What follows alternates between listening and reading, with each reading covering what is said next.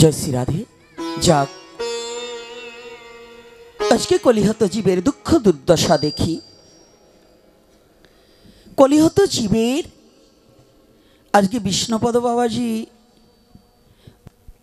মাঝে মাঝে দেখা হয়, আজকে গত বছর দেখা হয়নি বোধহয়, মাঝে মাঝে দেখা হয়। সাধু মানুষ ঘুরে বেড়ায়, আজকে বলছে বাবা মহাপ্রভু সম্বন্ধে কিছু কথা বলবেন। এই পৃথিবীতে যত কথা আছে মহাপ্রভু ছাড়া কোনো কথাই নেই। কারণ এই কলির কলুহত জীবের যুগধর্ম প্রবর্তনম, কলির পাবন অবতারী শ্রীমান গৌর হরি। এই কলির পাবন অবতারীকে কে গো? আপনার সংসারের মধ্যে একজন গার্জিয়ান আছে না? আচ্ছা, একটা নারীর গার্জিয়ানকে না, সব সময় স্বামী না, ক্ষেত্র বিশেষত স্বামী, অর্থাৎ শিশুকালে পিতামাতা। যদি গোত্রান্তর অর্থাৎ যদি নিজের গোত্র ছেড়ে অন্য গোত্রে কিংবা নিজের পিত্রালয় থেকে পরের হাতে যখন পিতা যখন সমর্পণ করে কন্যা দান করে দেয়, তখন স্বামী তার অধিকারী হয় নাকি? রাধে রাধে। তাহলে পিতার চেয়েও স্বামীর কাছে কার দাম বেশি? এই কন্যার কাছে। যৌবনে স্বামী। রাধে রাধে। তা আজকে আমাদের অনন্ত কোটি ব্রহ্মাণ্ডের মহানায়ক, এই মহা অধিপতি, তিনি আর কেহ নয়, তিনি হচ্ছেন কলির পাবন অবতারী শ্রীমান গৌর হরি। যদি যেমন আজকে একেবারে ছোট ছোট কথার মধ্যে বৃহত্তম একটা তত্ত্ব চেষ্টা করব, আমার কথায় কেউ কষ্ট পাবেন না। জগতের পিতা কৃষ্ণ তাহে জেনা ভজে বাপ, পিতৃদহী পাতকীর হয় জন্মে জন্মে তাপ।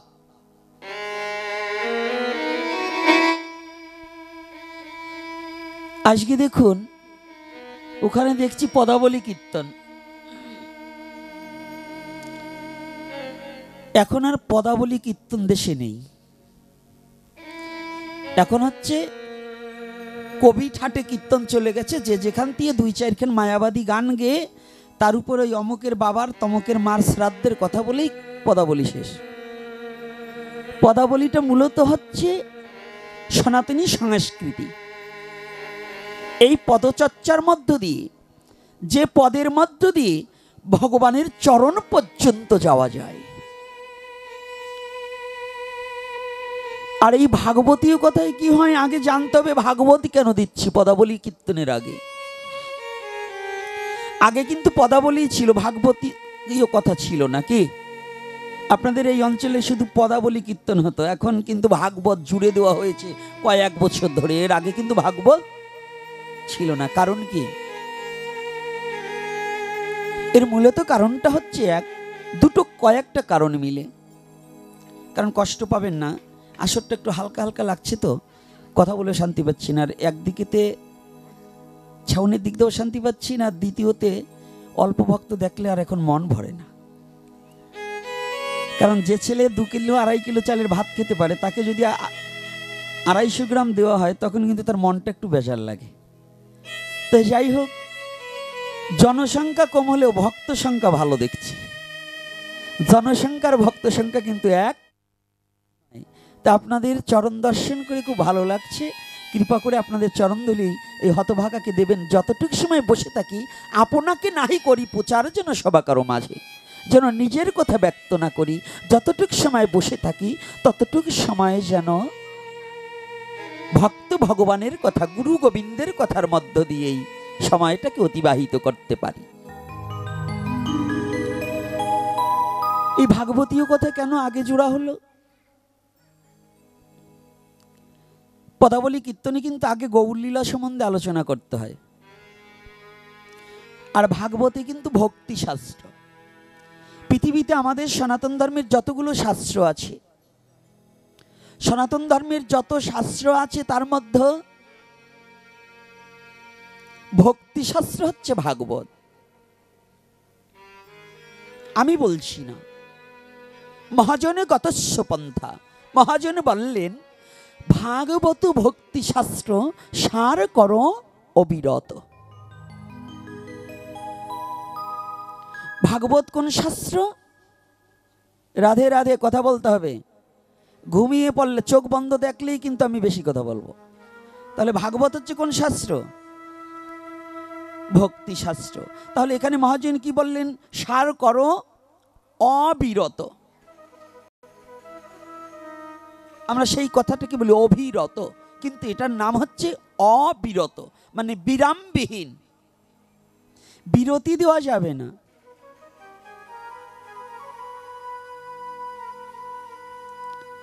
একজন খেলোয়াড় যেমন 1 ঘন্টা খেলা হলে পরে, এই যে ভক্তরা একটু ভালো করে জানবেন, সনাতন ধর্মের কিন্তু একটু দোষ আছে। আমরা হরিকথায় কিন্তু মনোনিবেশ করতে জানি না। হরিকথা আমাদের দ্বারা হয় না শ্রবণ অবিরত। একজন খেলোয়াড় 1 ঘন্টা খেলা হলে তার 30 মিনিট খেলার পরে কিন্তু বিরতি দিতে হয়। দিতে হয় কিনা? রাধে রাধে। আরে মায়েরা নয় ফুটবল না খেলে আপনারা খেলছেন না? ফুটবল খেলে এমনি এমনিতেই মাজাটাকে শেষ করে দিয়েছেন, নিজে ইচ্ছায় পড়ে গিয়ে একটু চিকন কথা মারলাম। খেলায় স্বর্গ, খেলায় নরক, খেলায় মেলছে গোলক বৃন্দাবন, সে খেলা খেলবি যদি আমার মন। রাধে রাধে। খেলাতেও ভগবানকে পাওয়া যায়, কিন্তু সে খেলাটা জানতে হবে। সেই খেলা গোপীর সনে খেলেছিল রাই বৃন্দাবনে, রাধা কৃষ্ণ এই 2 জনে, রাধাই খেলার মহাজন। এত সহজ নয়। যারি খেলা তারই সাজে, আমরা সবাই মরি লাজে। ফকির আমফদ বলে তা না হলে হয় না সেই গোপীর ভজন, সে খেলা খেলবি যদি আমার মন। দেখুন, সনাতন ধর্ম পরিত্যাগ করে রাধা গোবিন্দকে একজন মুসলমান ভক্ত কত চমৎকার করে তার রূপ বর্ণনা করেছে। তাকে বর্ণনা করলেন কি? ফকির আমফদ সাহেব। এই ফকির আমফদ আলীর বাড়ি কোথায় জানেন? এই ফরিদপুর ডিস্ট্রিক্টের মধ্যে নগরকান্দা থানায় বিনোগদিয়া। এই ফকির আমফদ আলী, ইনি একজন ইসলাম ধর্ম অনুসারী, তথাপিও তিনি একজন মারুপতি লাইনের লোক। তিনি রাধা গোবিন্দকে এমন করে মনে হয় তিনি তিনার গানের মধ্য দিয়ে এমন করে লিখেছে যেন তিনি আমার গোবিন্দের চরণ দর্শন করেছে আর ওই লীলাটাকে লিপিবদ্ধ করেছে। অনেক সনাতনীরা এর কলমের কাছে যাওয়ার মতো যোগ্যতা নেই। সে যেভাবে আমার রাধা গোবিন্দকে রূপ বর্ণনা করেছে, অনেকের যোগ্যতা আমার তো নেই, অন্তত আমার নেই। ওই ফকির আমফদ আলীর কলমের পাশে কলম দেওয়ার মতো যোগ্যতা আমার নেই। তাহলে যদি 1 ঘন্টা খেলার মধ্যে যদি 30 মিনিট পরে যদি বিরতি দিতে হয়, মহাজন বললেন ভক্তি শাস্ত্রটাকে তুমি বিরতি দিও না। পেয়ে এমন সুযোগ হলে বিয়োগ, শেষে কি আর পাবি দিশে? ওমান, তুমি যদি বিরামবিহীন থাকো, তুমি বিরাম দিও না। বিরাম মানে থেমে যেও না।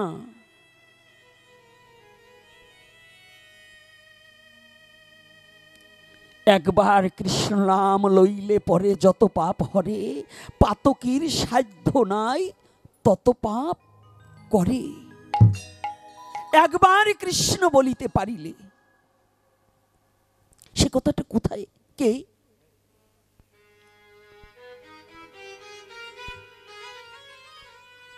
একবার কৃষ্ণ নাম নিলে পরে যত পাপ হরে, পাতকের সাধ্য নেই তত পাপ করে। একবার কে নিয়েছে? আমাদের এখানে যত সনাতনী আছে না, এই সনাতনী ধর্মের ভক্তি মার্গটা আর জ্ঞান মার্গটা খুবই কম, শুধু আছে ঝগড়া মার্গটা এবং শয়তানি বুদ্ধিটা বেশি। রাগ করবেন না আমার কথাটা। ভক্তি মার্গ আর জ্ঞান মার্গটা খুবই কম, কিন্তু শয়তানিটা বেশি আছে। পরনিন্দা পরচর্চাটা আমাদের মধ্যে বেশি কাজ করে, কিন্তু ভক্তি রাজ্যে যাওয়াটা আমাদের পক্ষে তেমন কাজ করে না।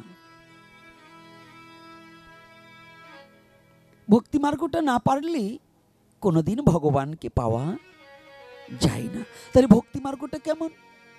এই ভক্তির প্রত্যক্ষ মান মূরতিকারা অবিরাম। একবার কৃষ্ণ নাম নিলে পরে যত পাপ হয়, একবার, এই একবার কতবার? দেখুন আমাদের মধ্যে যারা আছে না, সাধুই বলুন, মালা তিলক পড়তে, এখন তো আগে তিলক পড়তো না লজ্জায়, এখন কিন্তু তিলক পড়া লোক অনেক পাওয়া যায়, যায় কি না? সাধু এখনই কিন্তু কম নেই। আগে একাদশী, আমার ছোটবেলায় একাদশী পালন করার লোক গ্রামে দু একজন থাকতো, তা ওই বিধবা মেয়ে ছেলে, সাধুবারা তো একটাও করতো না। এই পিছনে কারা, ওইগুলোকে সরান। বিধবা ছাড়া কোনো একাদশী করতো না তৎকালীন সময়। আর এই ব্রাহ্মণ্যবাদ ছড়াবার গিয়ে তারা বলতেন সবধবারা একাদশী করা যাবে না। আর পুরাণ বললেন সধবা অধুপার বিধুপা নাই। মনুষ্যকুলে সনাতন ধর্মে যারা জন্মগ্রহণ করছে, সৌর শাক্ত গণপত্য শৈব এবং বৈষ্ণব মত, এই পঞ্চবিধ মতে যারাই আছে সবারই একাদশী প্রশস্ত। কিন্তু অসুরের দলেরা মানুষকে বিভ্রান্ত করার জন্য বলতেন সাধুবারা একাদশী করবে না, বাবা মা থাকলে একাদশী লাগবে না, অমুকের একাদশী নেই, এরকম বিভিন্ন রকম শাস্ত্রকে অপব্যাখ্যা দিয়ে দিয়ে আমাদের সনাতন ধর্মটাকে, অনেক কুসংস্কারটাকে ঢুকিয়ে দিয়ে প্রায় শুকিয়ে ফেলেছে, নিরস করে ফেলেছে। এখন কিন্তু সেটা নেই। এখন একাদশী দ্বাদশী অনেকেই প্রতিপালন করে, কিন্তু করলে কি হবে? সাধু আছে কিন্তু স্বাদ নেই, ভক্ত আছে কিন্তু ভক্তি নেই। কষ্ট পাচ্ছেন নাকি আমার কথায়? বলুন, একেবারে সত্যি কথা বলুন। ভক্ত বেড়ে চলেছে কিন্তু ভক্তিটা কমে যাচ্ছে। নাম জপের লোকের অভাব নেই, কিন্তু নামটাকে হৃদয়ে দিয়ে জপ করতে হবে, নামটাকে হৃদয়ে ধারণ করতে হবে, এই ব্যক্তিটার খুব অভাব পড়ে গেছে সমাজে। নাম জপের লোকের অভাব নেই। জপের মালা 50 টাকায়ও কেউ কিনতো না, 20 টাকায়ও কেউ কিনতো না। আমার কয়দিন বস, আমি দেখেছি 20 টাকাও বিক্রি করতে পারিনি। আর এখন একটা মালা 3000, 2000, 1000-এর নিচে কোনো তুলসীর মালা এখন দিচ্ছে না। তাহলে কত চাহিদা বাড়ছে, কিন্তু চাহিদা বাড়লে কি হবে? শয়তানি তো কমেনি। জপের মালার চাহিদা বেড়েছে, মালার সাথে বিজনেসটাও বাড়িয়ে চলছি। তো আমার একটা কথায় আছে, আমার একটা লেখনীতে আছে, তুমি ব্যবসার ভিতরে ধর্মটাকে রেখো, কিন্তু ধর্মের ভিতরে ব্যবসাটাকে ঢুকিয়ে দিও না। ব্যবসার মধ্যে তুমি ধর্মটাকে রাখো, কিন্তু ধর্মের মধ্যে তোমার ব্যবসাটাকে ঢুকিয়ে দিও না। রাধে রাধে। আমাদের অনেক সনাতনী কি ধর্মের মধ্যে ব্যবসা শুরু করে দিয়েছে না? আছে কি না? হ্যাঁ, কিন্তু ব্যবসার মধ্যে কি ধর্ম আছে? সেটাকে পরিত্যাগ করছে। শাস্ত্রী বললেন না, তুমি সবচেয়ে থেকে তোমার ব্যবসার মধ্যে সততা, সরলতা, ন্যায় নিষ্ঠা যদি থাকে, তাহলে তোমার কাস্টমার খুঁজতে হবে না, ভগবানের কৃপা করে তোমার দোকানে কাস্টমার পাঠিয়ে দেবেই দেবে। আর যদি তুমি না ব্যবসার জন্য ধর্মটাকে ব্যবহার করো না, কয়েকদিন কাস্টমার থাকবে, তারপরে তোমার দোকানে একটা মাছিও লড়বে না। আমাদের অবস্থাটা তদ্রূপ। আমরা ভক্ত হয়েছি, কিন্তু ভক্তি মার্গের রসটা আমাদের শুকিয়ে যাচ্ছে। ভক্তি মার্গের রসটা কেমন শুকিয়ে গিয়েছে? কেন? একবার আমাদের মধ্যে ভক্তরা কি করে জানেন? যদি একটু আঘাত পায়, যদি একটু ব্যথা পায়, কিংবা একটা পুত্র মারা গেল, কন্যা মারা গেল, তারা কি বলে জানেন? তারা বলে, কত ভগবানকে ডাকলাম, ভগবান আমার ডাকি শুনলো না। বলে কিনা, আমি ভগবানের এত পুজো দিলাম, আমার এটা হলো কেন? আমি এত করেছি, ভগবানের কত উপবাস করেছি, একাদশী করেছি। একটিবার ভেবে দেখেছেন সত্যিকার অর্থে কি আমি জীবনে ভগবানের কিছু করতে পেরেছি? একজন ব্যক্তি হাত তুলে জাগিয়ে দেখান যে হ্যাঁ আমি ভগবানের জন্য এটা করেছি ওটা করেছি। মুখে যেটা বলছেন কাজের বেলায় জীবনে একদিন কি কোনোদিন করতে পেরেছি? ভগবানকে ডাকতে পেরেছি? গুরুদেব যে মন্ত্র দিয়েছে এই মন্ত্রটা জপ করবার সময়ও মনটা বিচলিত, আমার কোথায় টাকা, কোথায় ব্যাংক ব্যালেন্স, কোথায় সম্পত্তি, কোথায় ধান নষ্ট হয়ে গেলে, কোথায় ছেলে গেল, এটা নিয়ে ভাবছি। কিন্তু নাম জপের সময় একটিবারও গুরুদেবকে সম্মুখে এনে, গোবিন্দকে সম্মুখে এনে জীবনে কোনোদিন নিজেকে গুরুদেবের চরণে, গোবিন্দের চরণে সমর্পিত চিত্ত করে কোনোদিন নাম জপ করার অভ্যাসটা আমার আজ অবধি হলো না। আমার আজ অবধি হলো না। আমি শুধু লোককে বলে গেলাম আমি এটা করেছি ওটা করেছি, কিন্তু জীবনে কিছু করতে পারিনি। কি করে হলো? জীবনে তোমার এমন কি আছে তুমি ভগবানের চরণে নিক্ষেপ করেছো?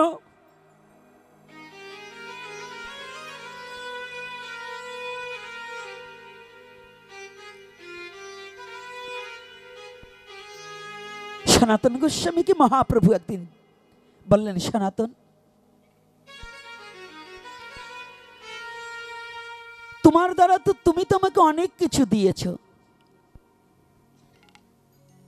আমি তোমাকে তো কিছু দিতে পারলাম না,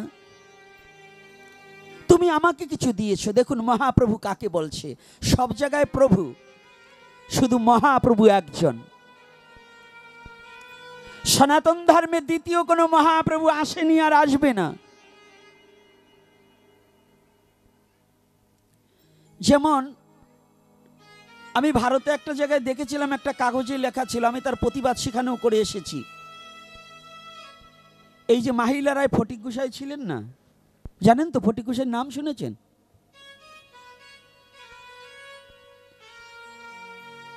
বিশ্ববন্ধু ফটিক গোসাই। এই বিশ্ববন্ধু ফটিক কে জানেন? ফটিক কিন্তু তিনজন। প্রণব মঠের মহারাজকেও কিন্তু ফটিক নাম ছিল, এবং এই যে কেন্দুয়া বাজিতপুরে যে ব্রাহ্মণ পরিবারে যে ফটিক, উনিও ফটিক। আর একজন এই মাহিলারার মধ্যে সুখ গোসাইয়ের গুরু যিনি, তিনিও কিন্তু ফটিক। নাকি? রাধে রাধে, ভালো করে জানতে হবে পরিচয়গুলো। এই ফটিক গোসাইয়ের নামের পিছনে কোনো এক ভক্ত লিখেছে শ্রী শ্রী মহাপ্রভু ফটিক গোসাই। কি লিখেছে? শ্রী শ্রী মহাপ্রভু ফটিক গোসাই। জেনে রাখবেন, পঞ্চভৌতিক দেহধারী ব্যক্তির পিছনে মহাপ্রভু লাগানো বৈধতা নয়, এটা সম্পূর্ণ অবৈধ। এটার বিরুদ্ধে আমি ওখানে বসেও কথা বলে আসছিলাম, যেটা ভুল সিদ্ধান্ত। এটা কখনো মহাপ্রভু একজন, তিনি কি সচির নন্দন গৌর হরি, তিনি ভিন্ন কখনো মহাপ্রভু হতে পারে না। একমাত্র সচির নন্দন গৌর হরি ভিন্ন কখনো মহাপ্রভু হতে পারে না। কিন্তু সনাতন ধর্মে তো যে দাঁড়ায় সেই ভগবান হয়ে যায়। এটার জন্যই হচ্ছে সমস্যা আমাদের। মানে আমাদের যুবক ছেলেরা কোনজন খাঁটি ভগবান এটা খুঁজে পাওয়াই বড় কষ্ট হয়ে গেছে। কয়দিন পরে কেন গোপীনাথ ভগবান বলে দাবি করি বসে, এই যে সেলাসা মুন্ডা যা আছে, এটা করা সম্পূর্ণ অবৈধ। ভগবান একজনই, জগতের পিতা কৃষ্ণ তাহে যে না ভজে বাপ, পিতৃদোহী পাতকির হয় জন্মে জন্মে তাপ। একটা রমণী যেমন নিজের স্বামীকে পরিত্যাগ করে কিংবা নিজের স্বামীর অজান্তে পরপুরুষে আসক্তি হলে তাকে যেমন পতিতা বলে, এই কলির যুগে জন্মগ্রহণ করে, সনাতন ধর্মে জন্মগ্রহণ করে গৌরকে ভুলে যারা অন্যান্য দেবদেবতার পূজা করে, তারা ওই পতিতা সমতুল্যই হয়। রাগ করছেন নাকি? হ্যাঁ, কষ্ট হচ্ছে, কষ্ট হচ্ছে, কথাটা বুঝতে পেরেছেন আমার কথা? অর্থাৎ গৌরকে ভুলে গিয়ে কিছু নয়, গৌরকে লইয়া সমস্ত কিছু করিতে হবে। গৌরকে বাদ দিয়ে যদি কলির যুগে কেউ দাঁড়াতে চায়, বুঝবে এখানে ভেজাল আছে। আর যে গৌরকে সম্মান প্রদর্শন করিয়া যদি ভজন করে, অবশ্যই জানিবে সে সঠিক আছে। হরি বল। কথা একটু চিকন মারলাম, বুঝি দেখবেন এরপরে। জয় শ্রী রাধে রাধে। তো এইবার দেখুন, কেউ চেয়ে পায় না আর কেউ দিতে চায়। মহাপ্রভু বলছে, সনাতন তোমাকে আমি কিছু দিতে চাই, তুমি তো অনেক কিছু দিলে। বলছে, প্রভু আমি তোমাকে কি দিয়েছি? সনাতনের সনাতন জিজ্ঞাসা, সনাতনের সনাতন জিজ্ঞাসা। সনাতন মানে চিরন্তন, খাঁটি, চিরন্তন, চিরনূতন। আবার যদি সনাতন, সোনা মানে ধাতব্য বস্তু, যাহা কোনো কিছু দ্বারা নষ্ট করা যায় না। 100 বছর যদি টয়লেটের মধ্যে পড়ে থাকে ওই সোনার খণ্ড, ওটাকে আপনি ধৌত করে স্বর্ণকারের কাছে নিলে এই ভালো পরিষ্কার সিন্দুকের স্বর্ণ যে দাম, ওই টয়লেটের মধ্যে পড়েছিল সেই স্বর্ণেরও একই দাম। একই দাম না দুই দাম? একই দাম। তো সনাতন ধর্মে যারা জন্মগ্রহণ করেছে, যদি নিম্ন কুলেও জন্মগ্রহণ করে, যদি সে হরি ভজনে করতে পারে, তাহলে তার জন্ম ধন্য হয়ে যাবে। কথাটা একটু মনে রাখতে হবে। আমার কথাটা কিন্তু একটু মনে রাখতে হবে, মনোপ্রাণ দিয়ে শ্রবণ করতে হবে, না হলে কিন্তু আমার কথার মধ্য থেকে কিচ্ছু খুঁজে পাবেন না। আমি কথাটা কোথায় বলছি, এই কথাটাকে আগে নিজের স্বধর্মটা কি, এটা যদি জ্ঞাতব্য বিষয় না থাকি, তাহলে ধর্ম করে লাভ আছে কি আছে? তাহলে আমরা কোন ধর্মে জন্মগ্রহণ করেছি? সনাতন ধর্মে। তো সনাতনের মূল তত্ত্বটা কি? চিরনূতন, যাহা কোনোদিন পুরাণ হয় না। তাহলে আমি পুরাণ হব না, কি হব না? মরব না, কি হব না? পুরাণ হব না, কি হব না? ক্ষয় হবে না, কি হবে না? বিনাশ হবে না। তার নামই সনাতন ধর্ম, যাহা চিরনূতনত্ব পায়, যাহা কোনোদিন বিনাশ করার মতো যোগ্যতা কারো নেই, সেটার নাম সনাতন ধর্ম। ওমা, ওই হাত গোটাই না বসে একেবারে ভালো করে বসো তো, ছেড়ে দিয়ে বসো। তোমাকে কিন্তু কলিতে পাইছে, আমি দেখছি। কলির চেয়ে আগে 3 মেয়ে, একটু না বললে পারছি না। আজকে যেটা ঘুমাবে সাবধান, আরো সামনে বসছো। এই কলির 3 মেয়ে, মেয়ের নাম কি বলবো? বলবো? 3টে মেয়ে আছে। বড় মাইয়ের নাম হচ্ছে আহুয়ানি, আর ওই মেজো মেয়ের নাম হচ্ছে জিমানি, বুঝতে পারছেন? আর ছোট মেয়ের নাম হচ্ছে গোমানি। এই যেগুলো হরিকথার মধ্যে এসে ওই হাউমায় আর জিমায় আর ঘুমায়, বুঝবেন এই কলির মেয়েদের সাথে ওদের সাথে সম্বন্ধ আছে। একটু চিকন দিলাম, এই জন্য সাবধান। এইভাবে যদি যদি কেউ ঘুমায়, একটু ধাক্কা টাক্কা মেরো। হ্যাঁ, আবার ধাক্কা মারলেও তো ভেজাল। আবার যদি করাল বদনি যদি সেইতে যায়, ধাক্কাটা মারার পরে যদি আবার এই আসরের ভিতর খেপে ওঠে, তো এবার থামাবে নাকিটা? কারণ আমাদের তো রাগটা ভালো আছে, ভক্তিটা নাই। ক্রোধটা ভালো আছে, কিন্তু ভক্তিটা নেই। তাহলে আজকে কি করেছি একটু ভালো করে জানি। ওরে বাবা, এই সনাতন ধর্মের তত্ত্বটা বুঝাবো আস্তে আস্তে। আমি আমার আলোচনা এখন বর্তমান আলোচনা প্রেক্ষাপটে ভগবানের লীলার চেয়ে আমার স্বধর্মের গুণ কি, এটা বোঝাতে চেষ্টা করি, নাকি এটা বোঝার দরকার আছে না? আমি যে ঔষধটা খাবো, আমার ঔষধে কি কি রোগ সারবে, এটা সম্বন্ধে আগে জানার প্রয়োজন আছে কি না? যদি আমার রোগ না সারে, শুধু ঔষধ খেলাম, অন্যদিকে রোগ তো বেড়েও যেতে পারে। তো এই জন্য আমার সনাতন ধর্মে জন্মগ্রহণ করলে কি কি লাভ আছে, এই লাভটার কথা আগে বলে দিলাম। সেটা হচ্ছে কি, যে সনাতন ধর্মে তুমি যদি একেবারে নিম্নকুলে, মানুষ কখনো নিচু হয় না, তাহলে নিম্নকুল বললাম কেন? অর্থাৎ আচরণের দ্বারা যদি হরি ভজন তোমার কয়েক জন্মে নাও হয়, তথাপি তোমার জীবন ধন্য, যে সেই সনাতনে জন্মগ্রহণ করতে পেরেছ, যে তুমি ওখানে গেলে ভগবানের সাথে তোমার সম্বন্ধ করার একটা সুযোগ আছে। অন্য কোনো ধর্মে পাবেন না, এই সনাতন ধর্মে পাবেন কি জানেন? ভগবানের সাথে সম্বন্ধ করার, ভগবানকে সাথে ভাই সম্পর্ক করতে, বন্ধু সম্পর্ক করতে, মা সম্পর্ক করতে, বাবা সম্পর্ক করতে, স্বামী সম্পর্ক করতে। তমেব মাতা চ পিতা তমেব বন্ধুচ্চ সখা তমেব। তাহলে যে ধর্মে এমন সূক্ষ্ম যে ভগবানের সাথে কথা বলা যায়, যে ধর্মে ভগবানের সাথে আত্মীয়তা করা যায়, যে ধর্মে ভগবানের সাথে সম্বন্ধ স্থাপন করে ভগবানের চরণ প্রান্তে থাকা যায়, তাহার চেয়ে কি আর কোনো কিছু হতে পারে? এই মনুষ্য জীবনে আর কিছু চাওয়ার থাকতে পারে? মনুষ্য জীবনে আর কিছু পাওয়ার থাকতে পারে? যে আমি সবচেয়ে ধন্য হইতে ধন্যাতীত, যে আমি যে ধর্মে জন্মগ্রহণ করেছি, আমার এই ধর্মে ভগবানের চরণ প্রান্তে থাকার মতো যোগ্যতা আছে যদি কোনো ভক্ত অর্জন করে নিতে পারে।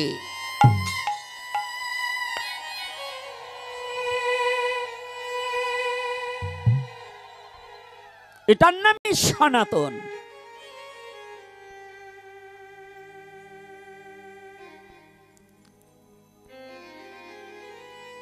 আমি তোমাকে কিছু দিতে পারিনি,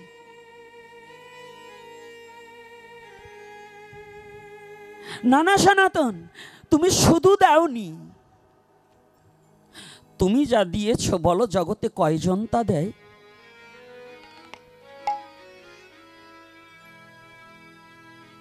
সনাতনের বদনের দিক প্রভু তাকিয়ে আছে, আর প্রভুর বদনের দিকে সনাতন তাকিয়ে আছে। সনাতন, তুমি যা দিয়েছ বলো জগতে কয়জন তা দিয়েছে? না না প্রভু, আমি তো কিছুই তোমাকে দিতে পারিনি। সনাতন, তুমি একমাত্র আমাকে ভালোবেসে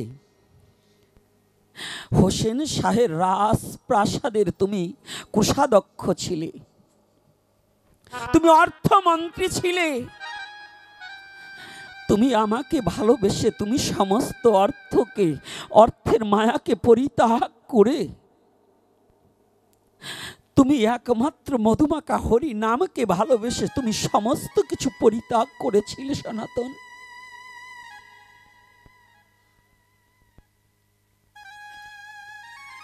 ও সনাতন, তুমি যা দিয়েছো, তোমাকে আর একটা কথা বলছি, যা জগতে অনেকের ভাগ্যেই ঘটে না দেওয়া। ও সনাতন,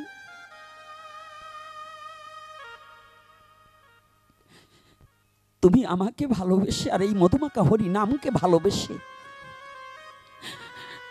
তুমি যেদিন চন্দ্রশেখরের গৃহে এসে আমার সাথে দেখা করেছিলে, আমি শুধু তোমার বারে বারে তোমার গায়ের দিকে একটিবার তাকিয়েছিলাম। তুমি আমাকে ভালোবেসে তুমি দিনহীন যে রাজমন্ত্রী সমস্ত মন্ত্রিত্ব পোশাক পরিত্যাগ করে শুধু একটা ভোট কম্বল গায়ে ছিলে, তুমি সেই ভোট কম্বলটাকে পরিত্যাগ করে দিনহীন কাঙাল হয়ে আমার সামনে দাঁড়িয়েছিলে। সনাতন, সনাতন, তুমি সেদিন সার বুঝেছিলে জগতের মাঝে কোনো ধনী আমাকে পায় না, কোনো জ্ঞানী আমাকে পায় না, কোনো পণ্ডিত পাণ্ডিত্যের দ্বারা আমাকে পায় না, কোনো জমিদার তার ঐশ্বর্য দ্বারা কখনো আমাকে পায় না। জানো সনাতন, এ বিশ্ব জগতের মাঝে যদি কোনো ভক্ত কেবল আমাকে আত্মসমর্পিত চিত্ত করে, যদি সমস্ত বর্জন করে যদি কেউ আমাকে ভালোবেসে দিন হতে দিন দিনহীন কাঙাল সেজে আমার দ্বার প্রান্তে এসে ভিখারির বেশে দাঁড়াতে পারে,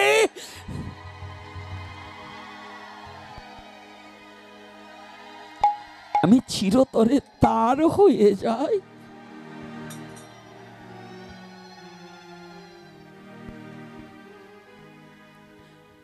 সনাতন, আমাকে কিছু দিতে হয় না, একটা পুষ্প, একটা তুলসী আর একটু নয়নের জল দিয়ে যদি কেউ আমাকে ডাকে না, আমি যে চিরতরে তার হয়ে যাই।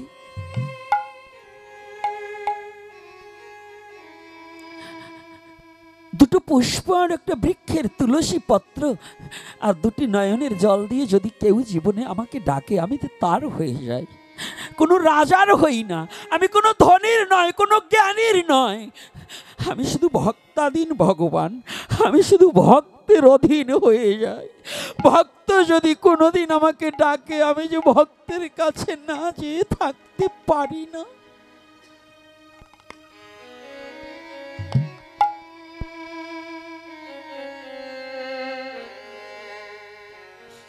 জানো সনাতন, আজ আমি যে তোমার কাছে বড় ঋণী। তুমি জীবনে কোনোদিন তোমার জন্য কিছু চাওনি।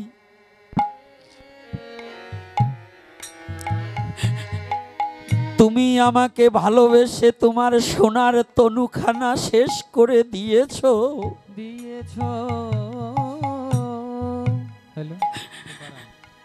তুমি রাজমন্ত্রী হতে এসে ভিখারি সেজেছো।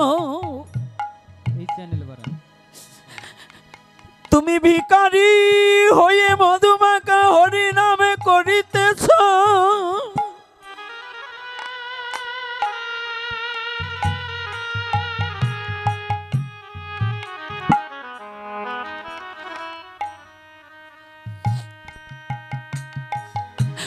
সনাতন,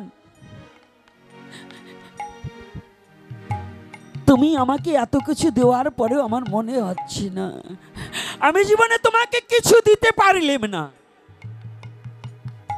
শুধু তুমি আমাকে দিলে, তুমি আর কি দিবে? তোমার জীবন দিয়েছো, যৌবন দিয়েছো, তোমার ধন মান কুল সবই তো আমাকে দিয়ে দিয়েছো।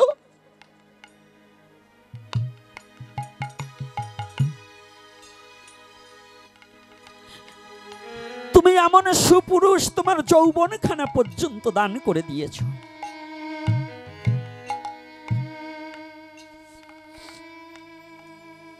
আমরা রূপচর্চা করি, আর জানেন ওই ব্রজে যারা ভজন করে না, তারা রূপচর্চা না, রূপটা যেন তাদের জৌলাস না হয়, তারা যেন তাদের রূপে যেন অন্যজন রূপের ফাঁদে না পড়ে, এজন্য নিজের অবয়বটাকে ওই ব্রজের ধুলি দ্বারা মুখখানা ঢেকে রাখে।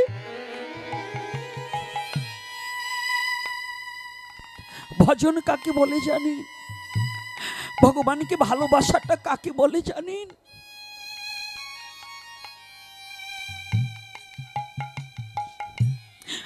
অঙ্গটাকে গোমাতাদের গোবর দ্বারা লেপিত করে রাখে, যাতে কেউ আমার কাছে না আসে।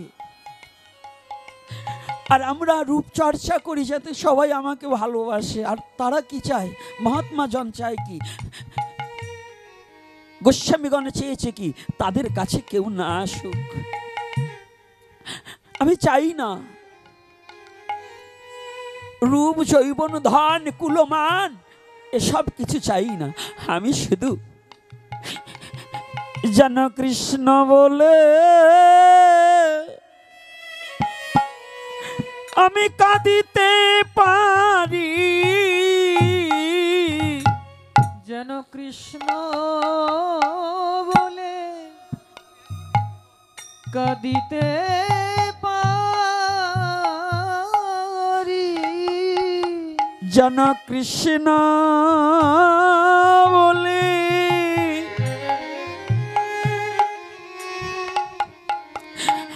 আমি কাঁদিতে পারি, যেন গৌর হরি বলে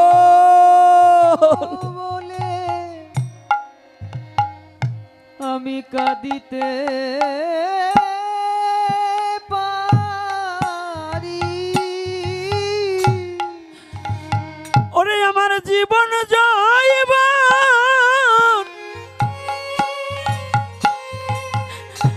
ওরে তোমার চরণে দিয়ে যেন কৃষ্ণ বলে আমি কাঁদিতে পারি। আমার জীবন হা গৌর হরি, হা গৌর হে সব বিকায়ে দিয়ে যেন কৃষ্ণ বলে, যেন কৃষ্ণ বলে কাঁদিতে পারি।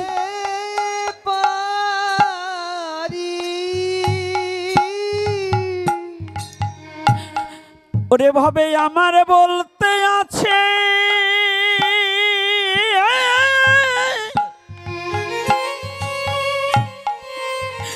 ওরে যাহা কিছু জানো তোমার চরণে দিয়ে আমি কাঁদিতে পারি। আছে আমার বলতে, আমার আমিত্ব, আমার অহংকার, যাহা কিছু জানো তোমার চরণে দিয়ে কাঁদিতে পারি। চরণে দিয়ে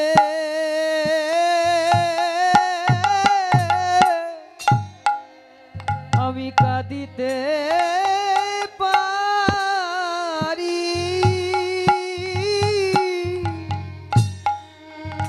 ওগো তুমি একবার কৃপা করো,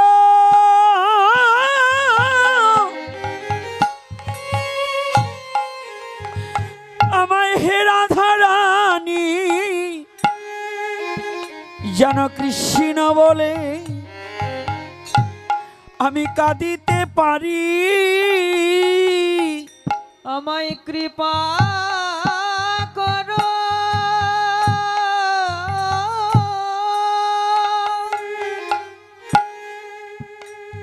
হে রাধারানী, যেন কৃষ্ণ বলে আমি কাঁদিতে পারি। আমি কাঁদিতে পারি। এটা হচ্ছে ভক্তের লক্ষণ। তারা নিজের রূপ যৌবন ধনজান কুলমান কিছু চায় না। তারা একমাত্র মধুমাখা হরি নাম ছাড়া জগতের মাঝে নামের মধ্যে বিকিয়ে যেতে চায়, নিজেকে নামের মাঝে মিশিয়ে দিতে চায়। তারা আর কিছু চায় না। আর আমরা আত্ম অহংকার, আত্মগৌরবে নিমজ্জিত হয়ে নিজের যশমান প্রতিষ্ঠার লোভে ঘুরে বেড়াই। শুদ্ধ কৃষ্ণ ভক্ত যশমান প্রতিষ্ঠা চায় না। যশমান প্রতিষ্ঠা এসব শুকরের বিষ্ঠা চৈতন্য চরিতামৃতে তাহা করেছে প্রমাণ। যশমান প্রতিষ্ঠার লোভে যারা ঘুরে বেড়ায়, যশমানকে মহাজন কি বললেন? প্রতিষ্ঠার লাগি পুরি পালাইয়া যায়, প্রতিষ্ঠা তব পিছে পিছে ধায়। শুদ্ধ কৃষ্ণ ভক্ত কিছু চায় না, টাকাও চায় না, টাকা তার পিছনে যায়। রাধে রাধে যায় না বাবা? যায় কি না বলুন? একদিনও শুনেছেন কোন শুদ্ধ কৃষ্ণ ভক্ত না খেয়ে মরেছে?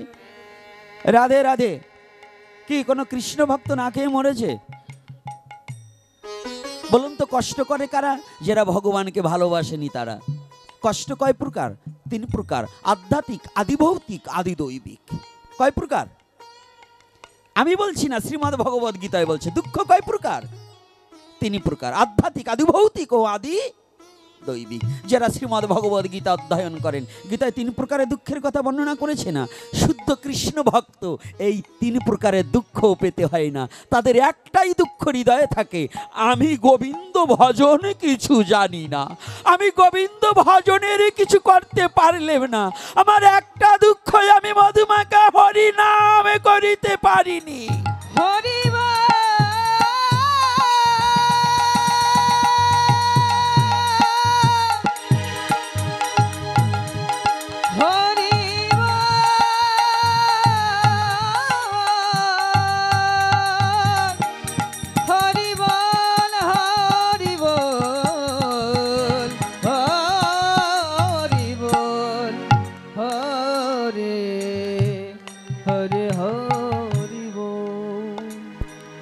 তাহলে এটা শুদ্ধ কৃষ্ণ ভক্তের লক্ষণটা কি আর আমাদের লক্ষণটা কি?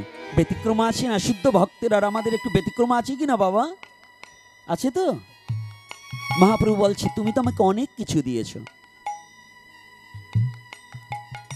আসুন তো, আপনি বলছেন ভগবান আপনার ডাক শোনে না, ভগবানকে কত ডাকলেম দেখা পাই না, কি ত্যাগ করেছেন? কি ত্যাগ করেছেন? কতটুকু ত্যাগ করতে পেরেছি? ভগবানকে পেতে হলে যন্ত্রণা ভোগ করতে হয়, ভগবানকে পেতে হলে অনেক কণ্টকের নদী পার হতে হয়, ভগবানকে পেতে হলে অনেক দুঃখের সাগর পাড়ি দিয়ে যেতে হয়, ভগবানকে পেতে হলে অনেক কিছু পরিত্যাগ না করলে ভগবানের কাছে যাওয়া যায় না। আপনি এখান থেকে ঢাকা যাবেন, ঢাকা যেতে হলে এখন নয় ব্রিজ করে দিয়েছে, কিন্তু আগে তো ব্রিজ ছিল না, তো পদ্মা পার হতে হতো না? এখান থেকে ঢাকা যেতে অনেকগুলো নদী পার হতে হয় না, হয় কি না? তো ঢাকা যেতে যদি এতগুলো নদী পার হতে হয়, এটাকে ত্যাগ না করলে কি ঢাকা যাওয়া যাবে? আপনার বাড়িতে বসে কি ঢাকা এখানে আনতে পারবেন? না এটা বাড়ি ত্যাগ করে আপনার যেতে হবে ঢাকায়? কোনটা? হ্যাঁ, কেন আজকাল এই কিছু কিছু শয়তান ময়তান জুটেছে, এরা বলে কি, হ্যাঁ এত সাধুসঙ্গ করে কি হবে, হ্যাঁ ঘুরে ফিরে 12 আর ঘরে বসে 13। হরম যতগুলো ঘর চেনা, ঘর চেনা যে বদমাশগুলো বলো যে সাধুসঙ্গ করলে কি হবে, ঘরে বসে থাকলে সব হবে, সেই বদমাশগুলো আমার সামনে আসো। ঘর কাকে বলে চেনা? আগে মন ঘরের খবর জান, ওরে এই ঘরে তোর কে আসে যায়, কে সেই ভগবান রে, ঘরের খবর জান, আগে মন ঘরের খবর জান।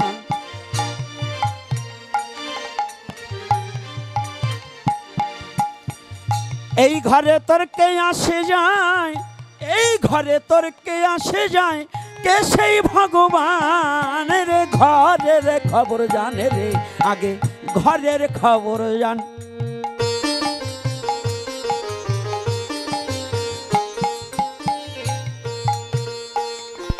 কোন ঘর?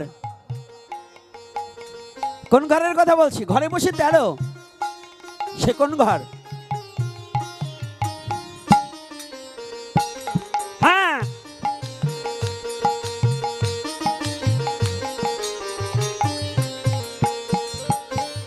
দেহ ঘর ঠিক না হলে পরে কি হবে তোর ওই না ঘরে, আপন মানুষ দিলি দূরে পরে, আর আপন করছিস পরে, আপন করছিস পর।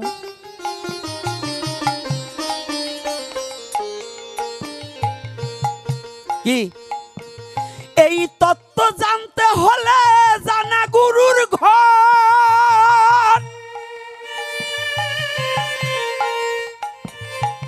ভুলাম মান রে আমার, এই না তত্ত্ব জানতে হলে একবার জানা গুরুর ঘর।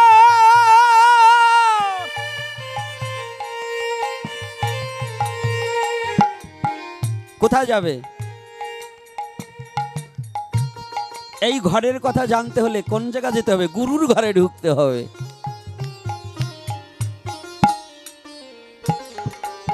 কথাটা কি মিথ্যা না সত্য? এখন যদি বলেন ইট পাথরের ঘরের কথা, ওই ঘরে বসে 13 কাঁচকলা, কি বলছেন? ভ্রমিতে ভ্রমিতে কোন ভাগ্যবান জীব, গুরু কৃষ্ণ প্রসাদে পায় ভক্তিলতা বীজ।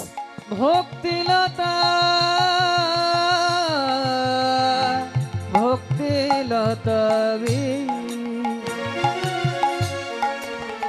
এই ভক্তির দ্বারা যদি এই দেহ ঘরে বসে যদি কেহ সাধন করে, সাধন করে ভগবানকে দেখা পাবে এই আপন দেহ ঘরে।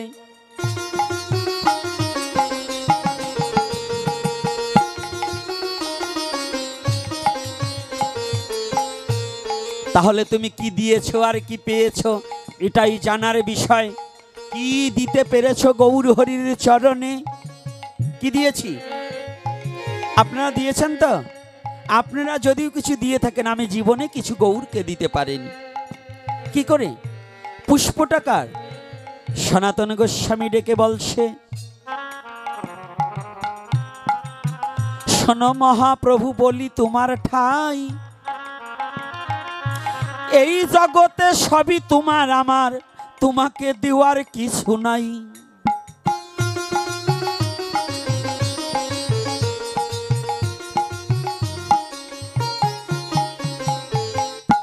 কি আছে? আপনারা যে পুজো করেন, আয় মায়েরা, ও মা, হাঁ করছো, মাছি যাবে গালে।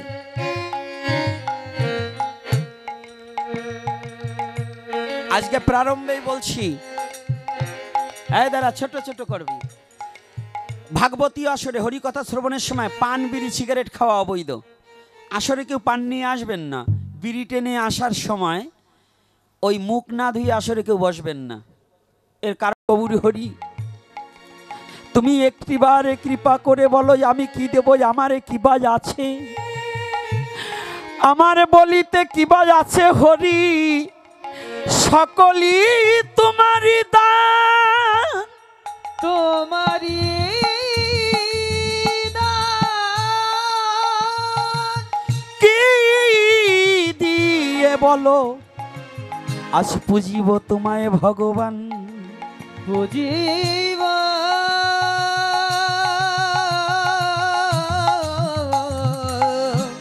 পুজিব হা হা হা ভগবান।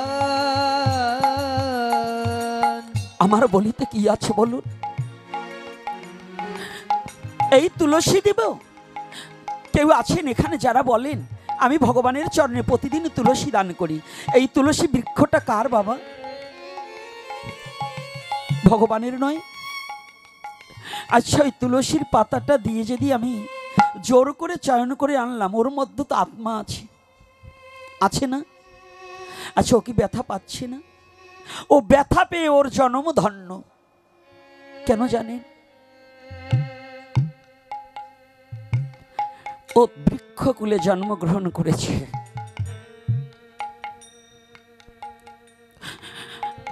মানব জাতি জোর করে ওর কাছ থেকে পত্রটা ছিনিয়ে এনে যদি কোনো ভক্ত গোবিন্দের চরণে, গুরু গোবিন্দের, গুরু গৌরাঙ্গের চরণে দেয় না,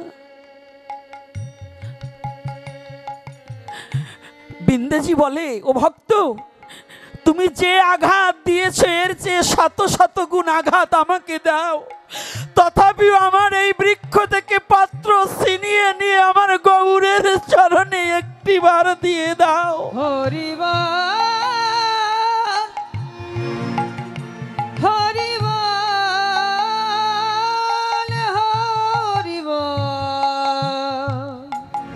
হরি হরিবল। কেন জানো? আমার বৃক্ষের পাতাটা তো তবু গৌরের চরণে গেল, আমার বৃক্ষকুলে জন্ম ধন্য যে আমার দ্বারা তবু গোবিন্দের চরণে গেল। সনাতন বলছে প্রভু বলো, তুলসী বৃক্ষকুলে জন্মগ্রহণ করেও জন্ম ধন্য হয়ে গেল,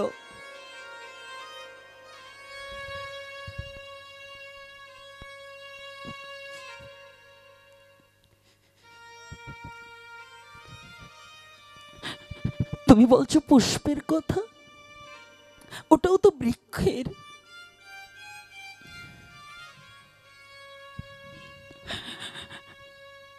ওই বৃক্ষের পুষ্পটা যখন শুকিয়ে যায় না,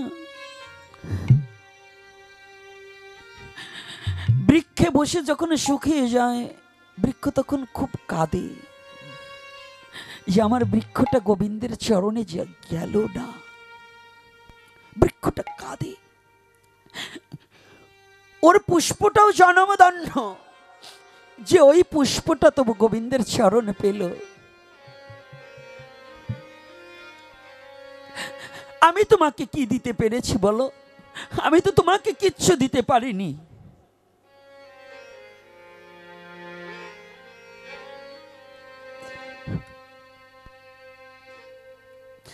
আর তুমি গঙ্গার জল দিতে বলেছো, ওই প্রবাহমান গঙ্গার জল তোমার চরণে দিলে আমার কি লাভ হবে? ও তো গঙ্গা দেবীর জন্ম সার্থক হবে, আমার তো জীবনে কোনো সার্থক হবে না। গৌর হে, তোমাকে জীবনে আমি কিছু দিতে পারিনি। আমি কবে কি দিয়েছি বলো তোমাকে, আমি কবে দিয়েছি? সনাতন বলছে আমি তো তোমাকে কিচ্ছু দিতে পারিনি। আমি কি দিলাম? পত্রটা তুলসীর, পুষ্পটা বৃক্ষের, গঙ্গার জল দিয়েছি, গঙ্গা মাতার।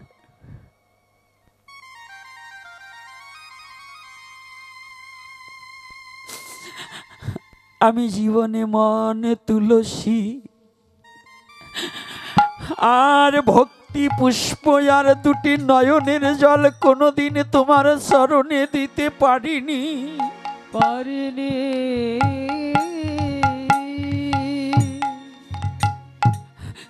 মন তুলসী আর ভক্তিরূপ পুষ্প, মন তুলসী আর ভক্তিরূপ পুষ্প, আর কি জানো গৌর হরি? আর আমার নয়নে গঙ্গার জল কখনো তোমাকে চরণে দিতে পারিনি।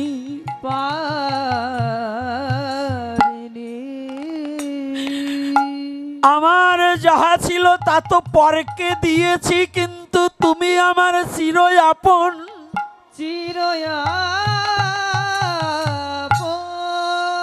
মনটাকে কামিনীর সেবায় দিয়েছি, ভক্তিটাকে কবেই নষ্ট করে ফেলেছি। আর নয়নের জল আমার শুকিয়ে গেছে মায়া কান্না কেঁদে, তোমার চরণে দেওয়ার মতো সেই প্রেম বারুদি আমার শুকিয়ে গেছে।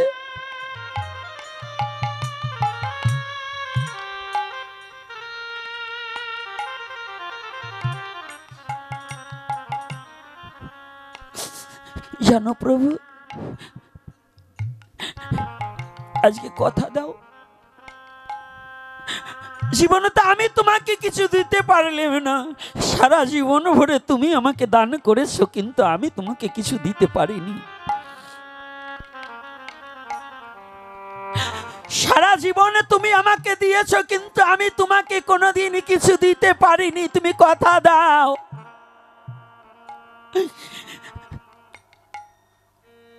আমি তোমাকে কিছু না দিলেও, আমি যদিও শত অন্ধকারে তোমাকে ভুলে থাকি, যদি তোমাকে ডাকিতে নাও পারি, তুমি আমাকে কথা দাও।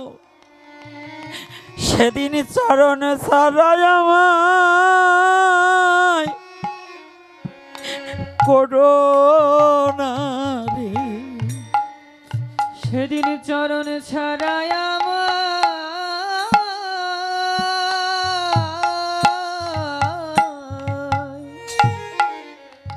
আমায় করো না রে। গৌর হরি সেদিন চরণ ছাড়াই আমায়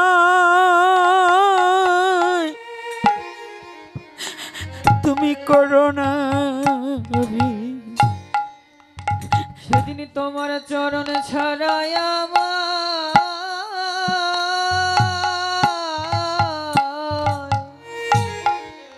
আমায় করো না রে। ওরে ভবে আমার যাবার যেদিন,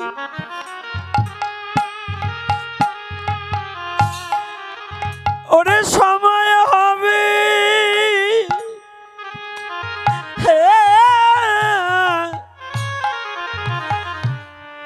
আমার চরণ ছাড়া সেদিন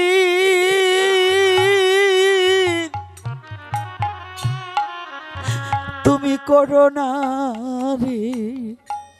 আমার যাওয়া জয় নিতাই গৌর হরি বল। যাবার যেদিন সময় হবে, সময় হবে,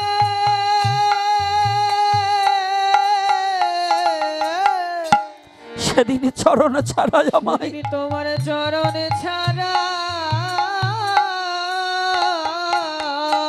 আমায় করো না রে। আমায় করো না রে। ওরে সেদিন আমি তোমায়, ওরে তোমায় ভুলে গেলে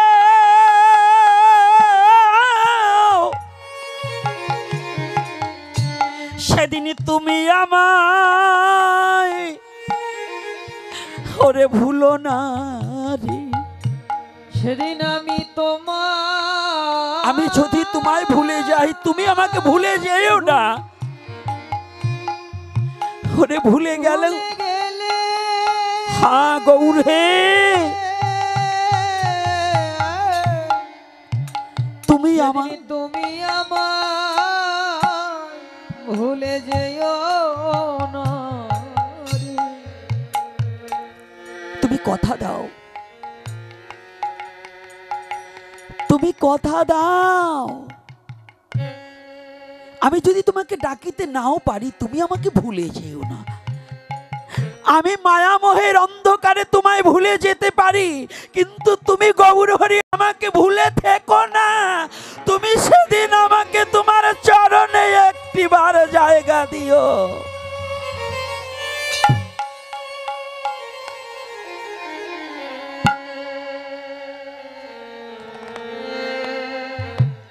প্রতিটা জীবের এই বাসনা, আমরা কি দিতে পেরেছি?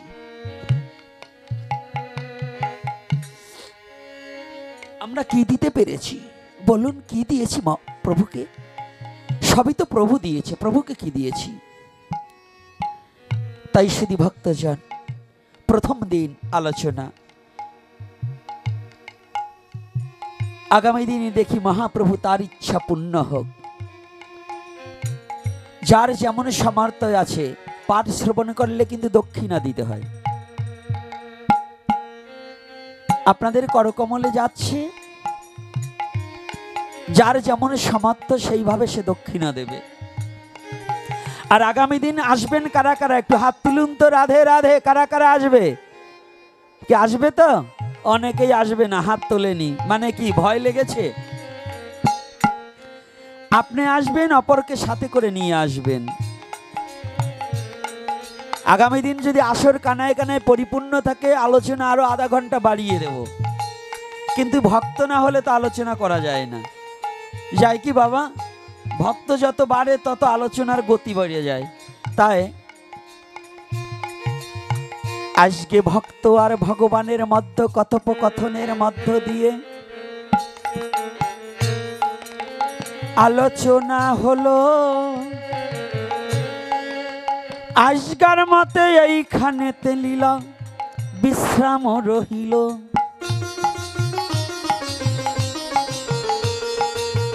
প্রসাদের ব্যবস্থা আছে নাকি কমিটি?